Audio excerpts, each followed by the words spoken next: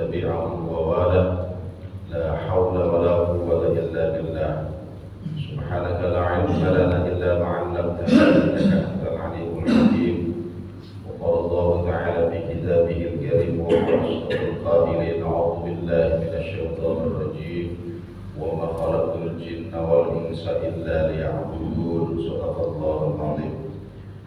Di hadapan mukarramin segenap jamaah Masjid Jami'an Maryam saya hormati dan saya muliakan, khusus para guru, para ustaz, para hujaz, khusus ketua DKM Masjid Jami'an Nur, Ustaz Fadilah, yang saya hormati dan saya muliakan beserta jajarannya. Kemudian kalimat tasyakur kepada Allah Subhanahu wa taala. Salawat dan kirim salam kepada Rasulullah sallallahu alaihi wasallam. Saya ikut makmum juga para hadirin semua untuk mengungkapkan puja dan puji syukur kita kehadirat Ilahi Rabbi yang alhamdulillah pada kesempatan pagi yang sejuk ini atas izin Allah Subhanahu wa taala kita menjalani ta'lim rutin kita, mudah-mudahan langkah kaki kita senantiasa mendapatkan ridha dari Allah Subhanahu wa taala. Amin ya Allah. Dan kita diberi ilmu yang manfaat, yang maslahah di dunia wal akhirah. Oleh sebab itu mari kita ungkapkan rasa syukur kita dengan mengucapkan satu kalimat tahmid bi qaulina alhamdulillahi rabbil alamin. Salawat dan salam semoga Allah curahkan kehadirat baginda Rasulullah sallallahu alaihi wa alihi wasallam dengan mengucapkan Allahumma shalli ala sayyidina Muhammad wa ala ali sayyidina Muhammad. Hamba Allah yang dimuliakan, kita lanjutkan kembali pembahasan kita Mukhtarul Ahadits An-Nabawiyah, hadis yang selanjutnya. Wa qala an-nabiy sallallahu alaihi wa alihi wasallam ayatul 'izz wa qul alhamdulillahi alladhi lam yattakhidh waladan wa lam yakul lahu sharikun fil mulki wa lam yakul lahu waliyyun minadh dhilli wa kabbirhu takbira. Salah satu ayat kemuliaan yang menunjukkan akan kemuliaan Allah Subhanahu wa taala, Allah sebutkan wa qul alhamdulillahilladzi, wa qul katakanlah Muhammad, alhamdu utawi segala puji dikulillahi hanya milik Allah. Semua pujian adalah milik Allah. Semua pujian datangnya dari Allah, dan semua pujian harus kembali kepada Allah Subhanahu wa taala. Maka tidak berhak seorang hamba dipuji, seorang makhluk dipuji, apalagi yang gila dengan pujian. Na'udzubillah wa iyadzubillah. Dipuji saja kita enggak boleh. Ada batasan-batasan, kata Rasulullah SAW, silakan engkau dipuji, tetapi dalam hatimu pujian ini datang dari Allah. Karena apa? Karena Allah menanamkan sifat kasih sayang. Allah menanamkan sifat-sifat kebaikan dalam diri kita yang menyebabkan makhluk Allah yang lainnya, manusia yang lainnya memuji terhadap kita. Maka atas pujian kebaikan yang ada dalam diri kita, asalnya dari Allah, datangnya dari Allah, dan dikembalikan oleh kita kepada Allah Subhanahu wa taala. Ini menyikapi terima kasih saja berbeda. Karena alhamdulillah segala puji hanya milik Allah, kemudian dikembalikan kepada Allah karena memang datangnya dari Allah.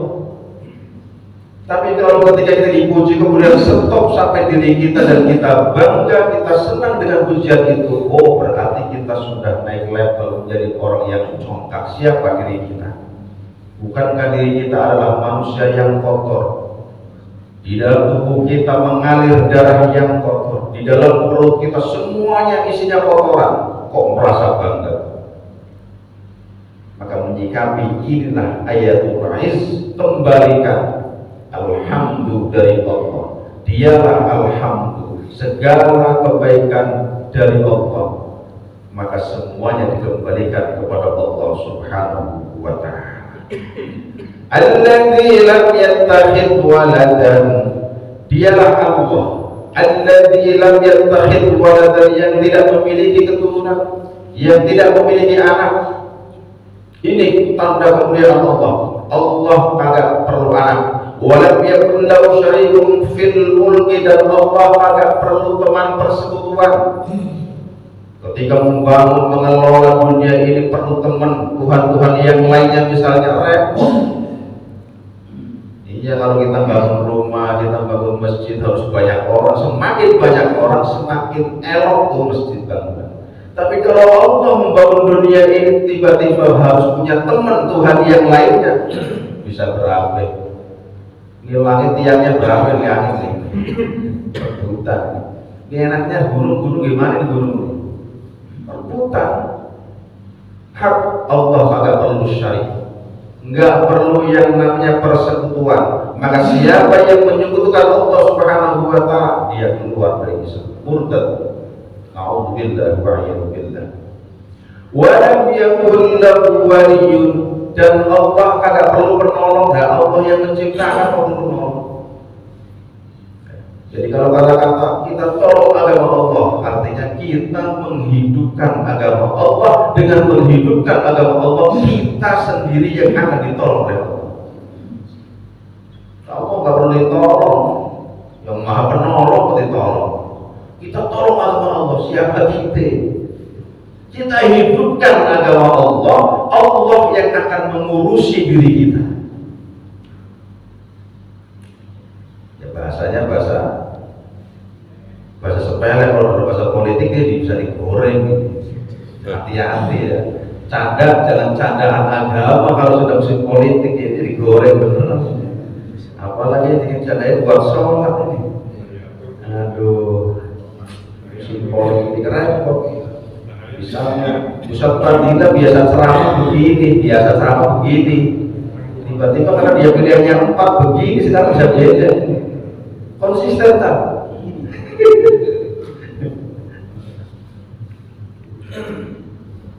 Walam yakun lahu waliyyun minal dhulli, enggak perlu Allah penolong di dalam kehinaannya. Apa yang hina?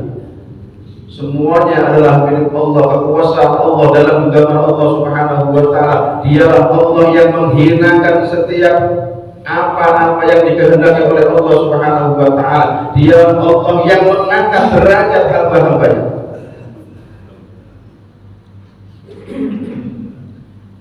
Qulillahu mulki man tasha wa tu'izzu man tasha wa tudhillu man tasha biyadikal khair innaka 'ala kulli syai'in qadir. Allah yang menghendaki siapa raja-raja yang akan dihinakan, siapa dari hamba-hamba yang hina manusia, tetapi dia akan dimuliakan oleh Allah Subhanahu wa Ta'ala. Boleh jadi secara zahir kita memandang manusia hina secara kacamata dunia, tetapi belum tentu menurut kacamata Allah Subhanahu wa Ta'ala. Boleh jadi dia adalah wali-walinya Allah. Wali itu banyak, jalur dari jalur kesabaran. Dia tahan banting di rumah, dihina terus sama istri, sabar, bisa jadi wali. Wali nggak berani. Iya. Rata-rata jalur dari ulama-ulama itu istrinya galak-galak, jadi selamat yang punya istri galak-galak. Artinya jalan kewaliannya lebih dekat. Jarang wali-wali istrinya diem. Lihat sahabat Rasulullah SAW, saking galaknya nggak tahan itu. Dia lebih memilih urusan agama Allah Subhanahu wa Ta'ala ketimbang tuntutan di luar nalar manusia. Jadi kalau sudah istri terlalu nuntut di luar kemampuan seorang suami, ada salah satu sahabat akhirnya apa? Ya udah, ente hari ini mau pilih saya, tetap di rumah saya. Kalau sudah nggak pilih, silakan keluar dari rumah. Tegas. Kalau sudah kelewatan, Wa kabbirhu takbira. Ayatul izzi ditutup. Wa kabbirhu takbira, karena Allah tidak punya anak. Allah nggak perlu keturunan, Allah nggak perlu perserikatan, Allah tidak perlu penolong. Wa kabbirhu takbira, Allah maha suci dari itu semua, maka agungkan Allah dengan seagung-agungnya. Artinya apa? Murnikan Allah di dalam kita menghamba kepada Allah Subhanahu wa ta'ala. Jangan sedikit pun kita ragu, jangan sedikit pun kita meleset untuk menduakan Allah Subhanahu wa ta'ala. Hamba-hamba Allah yang dimuliakan, karena setiap orang beribadah, setan itu nggak ada bosannya, nggak ada apa istilahnya, la taqnatu min rahmatillah, nggak ada putus asanya. Kalau setan nggak ada putus asanya untuk menggelincirkan setiap amal anak keturunan Adam, maka kita pun jangan mudah berputus asa untuk meluruskan niatan kita di dalam beribadah, memurnikan semata-mata mencari ridho Allah Subhanahu wa ta'ala. Dari rumah bismillahirrahmanirrahim ta'ala mau melaksanakan sholat, setiap langkahnya mendapatkan kebaikan-kebaikan, setiap langkahnya dihapuskan kesalahan-kesalahan oleh Allah Subhanahu wa ta'ala. Begitu sampai majelis, lihat orang yang dihormatinya timbul niatan, wah nanti sholat saya model begini, dibagus-bagusin, takbirnya aja beda, dimiring-miringin. Oh, karena apa?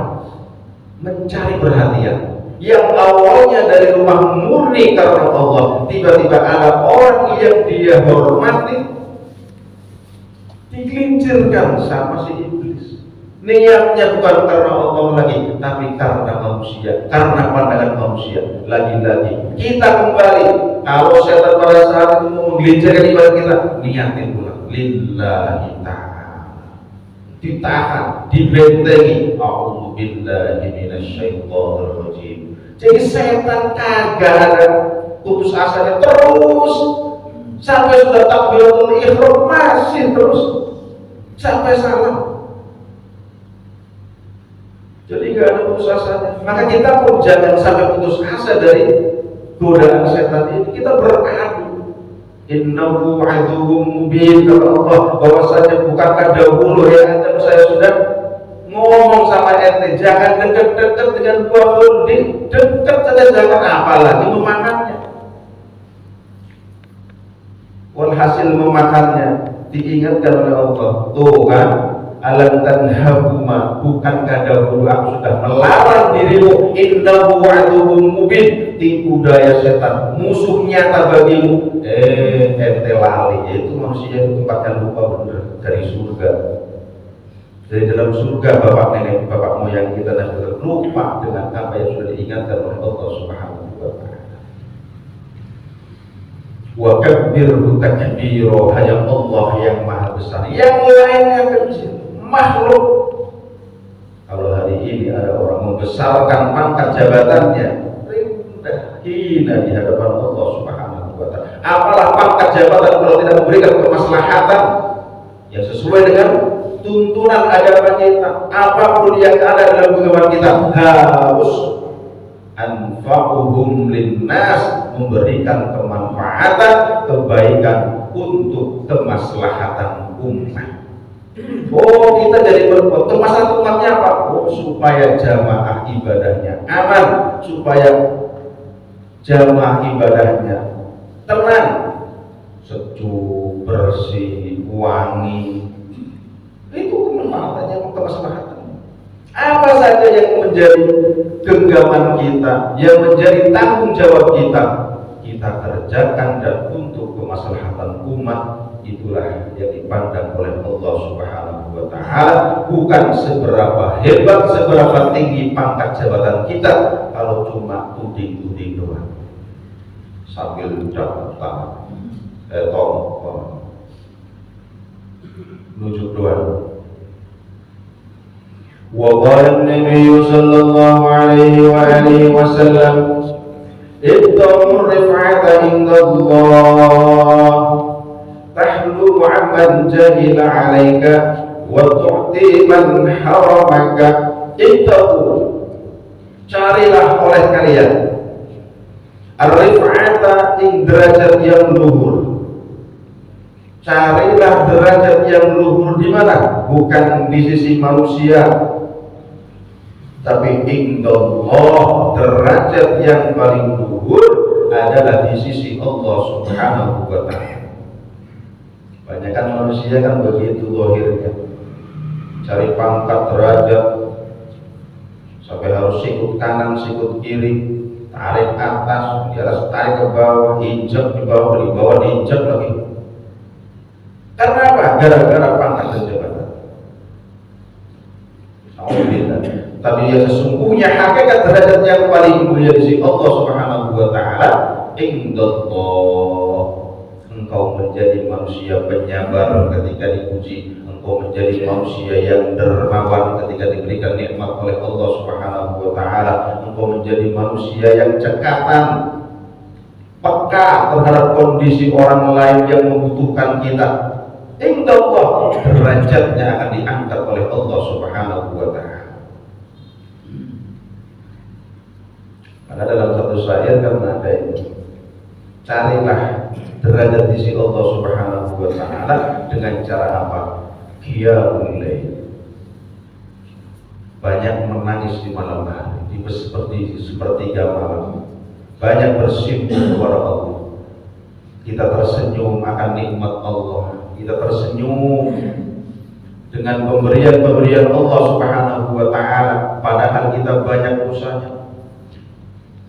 Matanya sehat padahal banyak maksiatnya.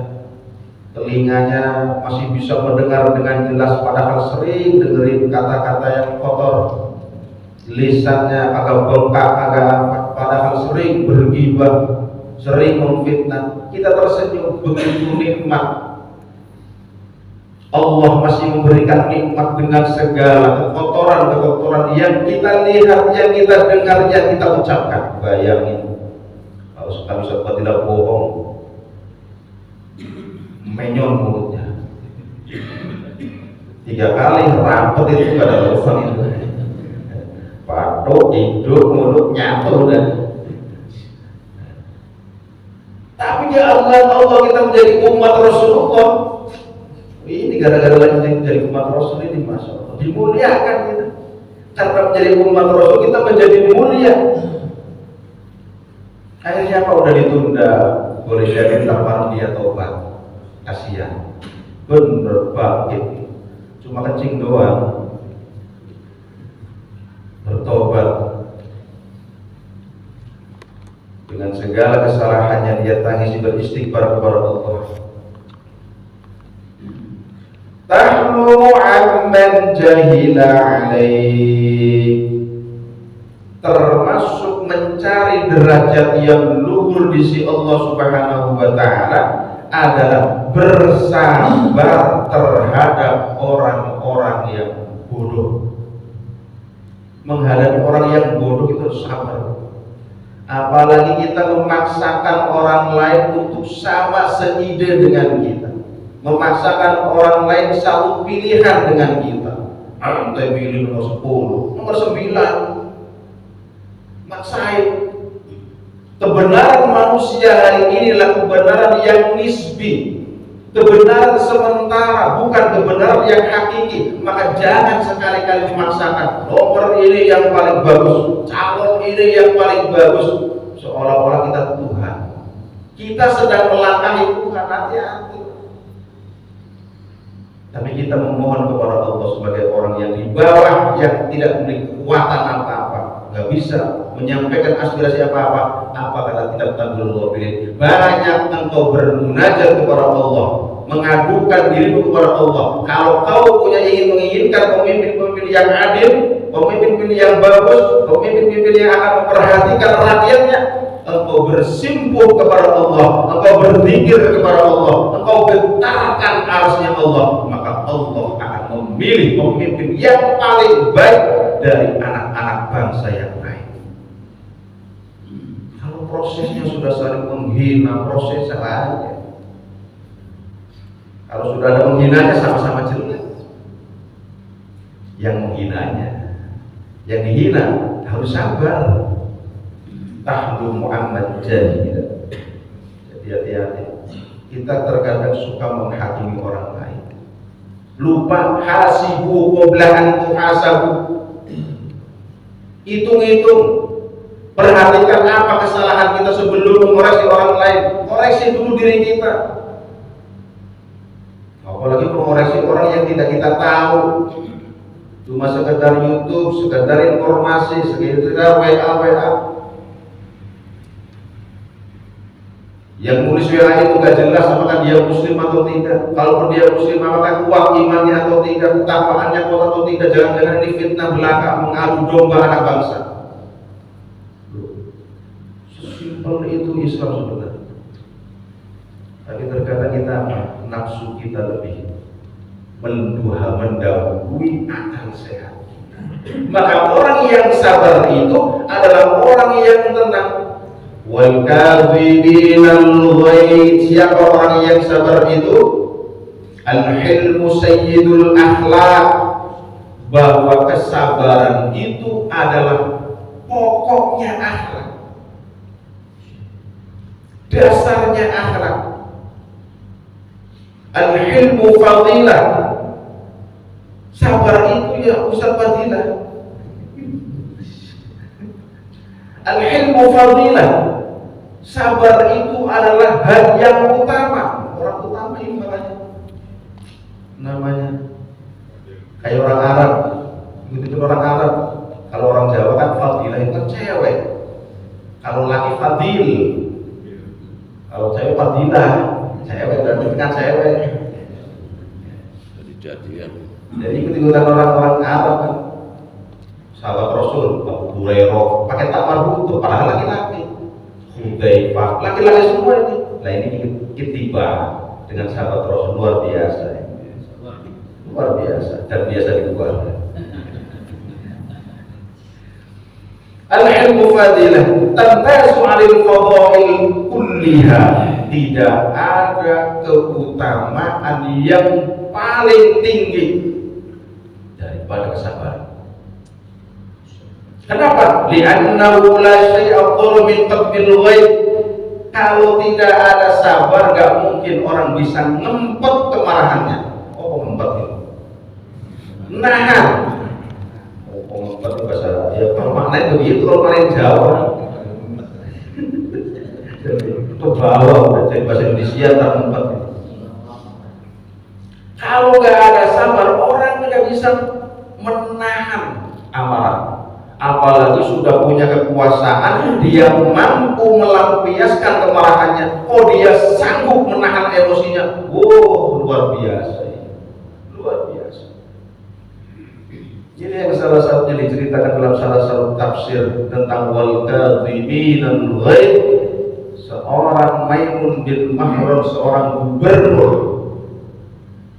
ketika dia pulang dari kantornya, kemudian datang ke rumahnya, nyuruh pembantunya, pembantu ambilin makanan dan minuman yang segar-segar, buah-buahan yang segar. Saya haus, saya lapar.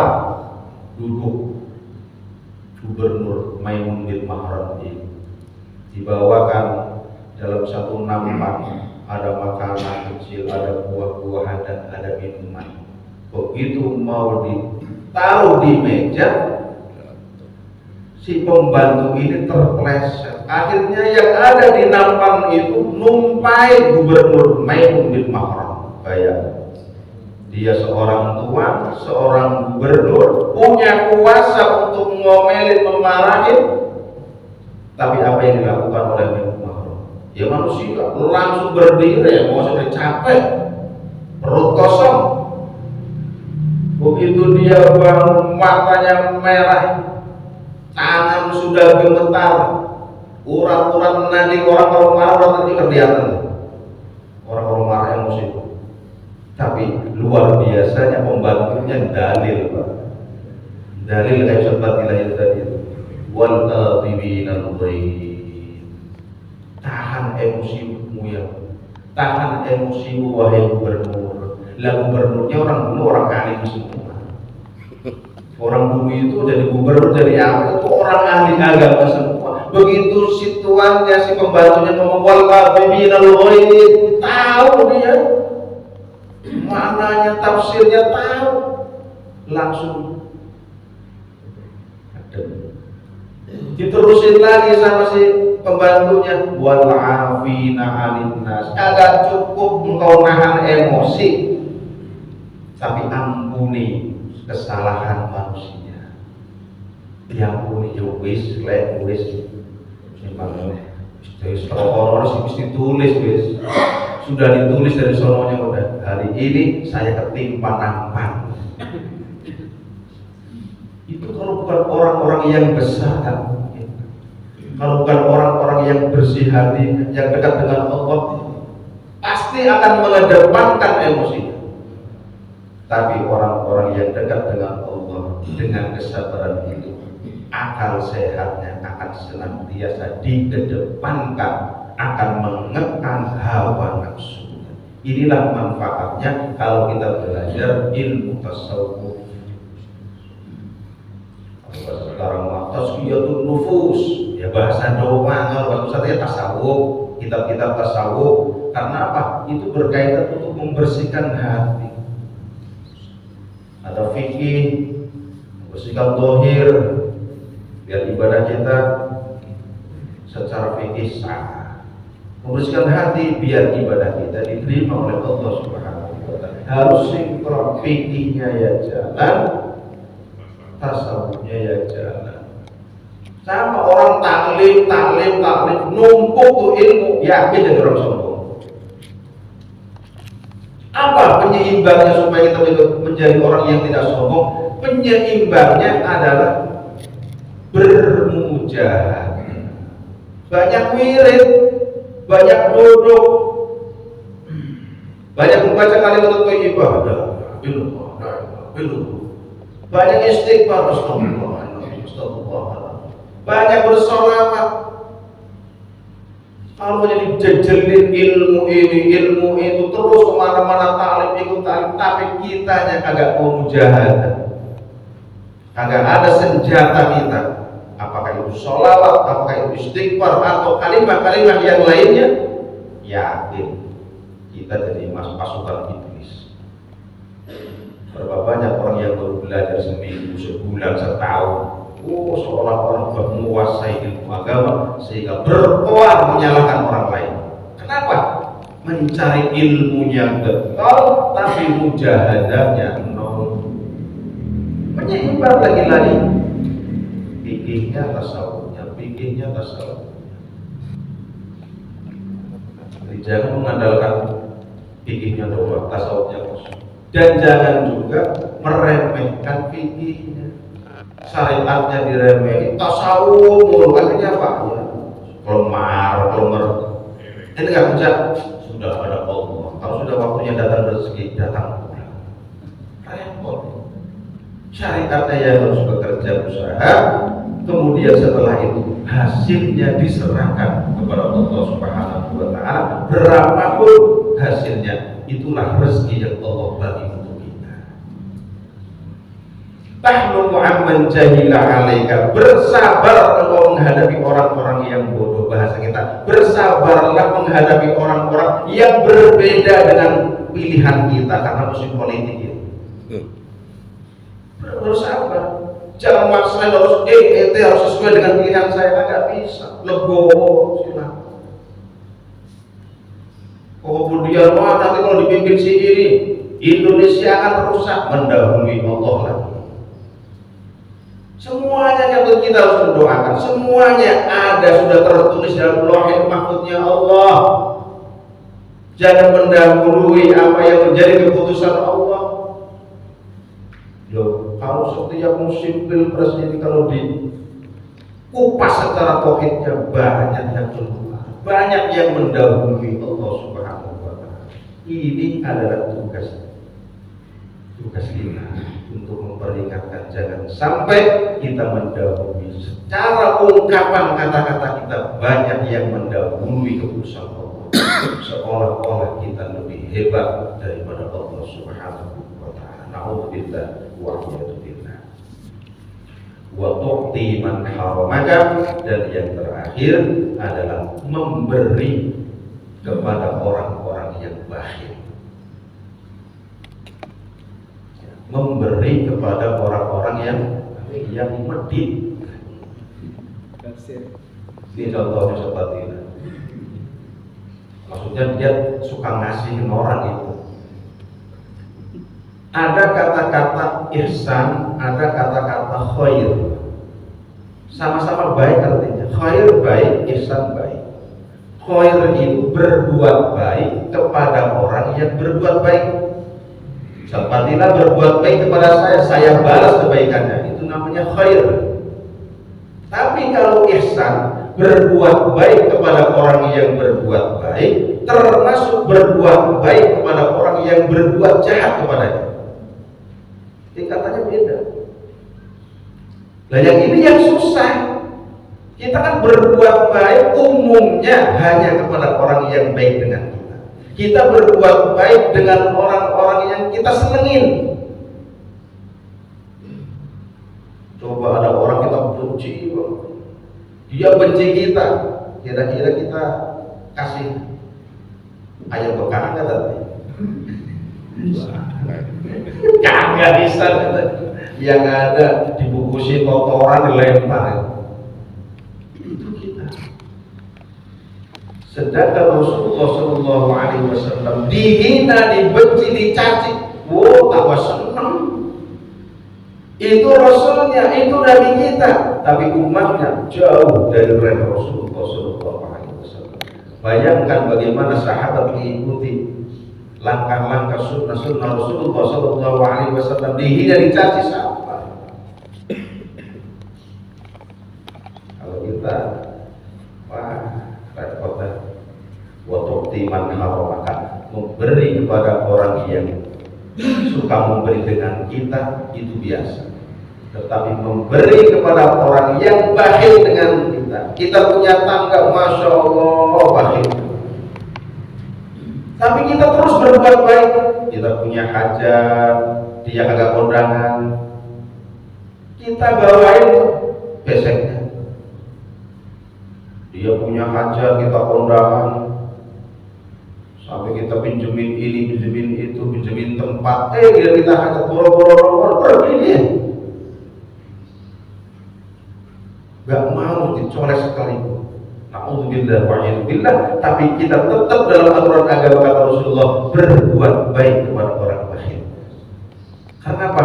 Boleh jadi karena ketika orang bakhil kok masih dibaikin, orang yang membenci kok masih, orang kita sudah membenci kepada orang lain kok dia masih berbuat baik dengan kita, boleh jadi mudah-mudahan itu jalan hidayahnya. Mikir tuh dia, iya ya, tuh orang saya benci, tuh orang sudah sering saya hina, tuh orang sudah sering saya hardik, masih baik pula itu orang.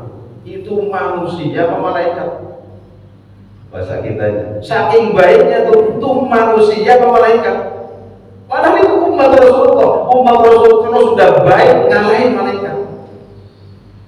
Jadi manusia itu kalau sudah baik derajatnya di sisi Allah Subhanahu wa ta'ala, ngalahin malaikat. Sebab apa? Sebab malaikat tidak punya nafsu, manusia punya nafsu. Kok baiknya luar biasa. Oh, ini umat Rasul yang dibanggakan. Waktu man haramaka, berbuat baik kepada orang yang jelek. Wa asin man asa'a ilaika, dalam kaidah orang-orang Arab, wa asin, dan berbuat baiklah kalian, ilaman, kepada orang asa'a ilaika, yang berbuat jelek dengan diri kalian. Ini pun perintah agama. Kalaupun kita membalas boleh enggak? Boleh. Boleh. Al-Quran yang mengajarkan, kalau engkau dihajar sekali, boleh engkau menghajar sekali. Harus seimbang. Tapi kalau kita membalas kejelekan orang lain harus seimbang. Kalau dia menghardik sekali, dasar kodok, balas lagi sekali, dasar kuda loh. Harus sama satu kali. Kalau sudah nambahin lebih dari 1 kali, nah berarti kita yang dolim, mulai kita yang dolim, nggak boleh kebablas. Tapi kata Allah, kalau engkau memaafkan, engkau lebih baik derajatnya di sisi Allah Subhanahu wa Ta'ala. Nah, Allah yang dimuliakan, ini saja yang saya sampaikan. Barangkali ada yang perlu dimusyawarahkan, saya tutup, saya persilahkan.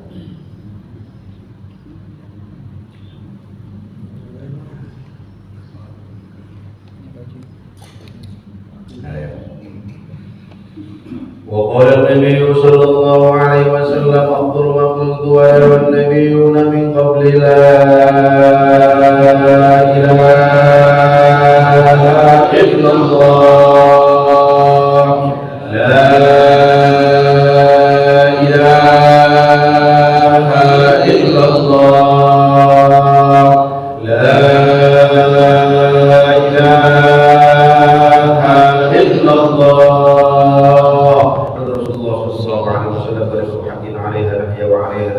وعليها نقعد إن شاء الله تعالى بالآمين آمين آمين يا رب العالمين. اللهم انفعنا بما علمتنا وعلمنا ما ينفعنا وزدنا علما نافعا وزدنا علما نافعا وزدنا علما نافعا وعملا متقبلا ورزقا حلالا واسعا طيبا برحمتك يا أرحم الراحمين. اللهم انصر إخواننا المسلمين والمجاهدين في فلسطين. اللهم انصر من نصر الدين واخذل من خذل المسلمين ودمر أعداء الدين وعلى كلمتك إلى يوم الدين. اللهم أهلك الكفرة واليهود والمشركين والمنافقين. اللهم ارحم أمة سيدنا محمد. اللهم اغفر لأمة سيدنا محمد. اللهم اصلح أمة سيدنا محمد. اللهم فرج أمة سيدنا محمد فرجا عاجلا يا رب العالمين. ربنا تقبل منا إنك أنت السميع العليم وتب علينا يا الله إنك أنت التواب الرحيم. وصلى الله على سيدنا محمد وعلى آله وصحبه وبارك وسلم. الحمد لله رب العالمين والعفو منكم. والسلام عليكم ورحمة الله وبركاته. وعليكم السلام. صلى الله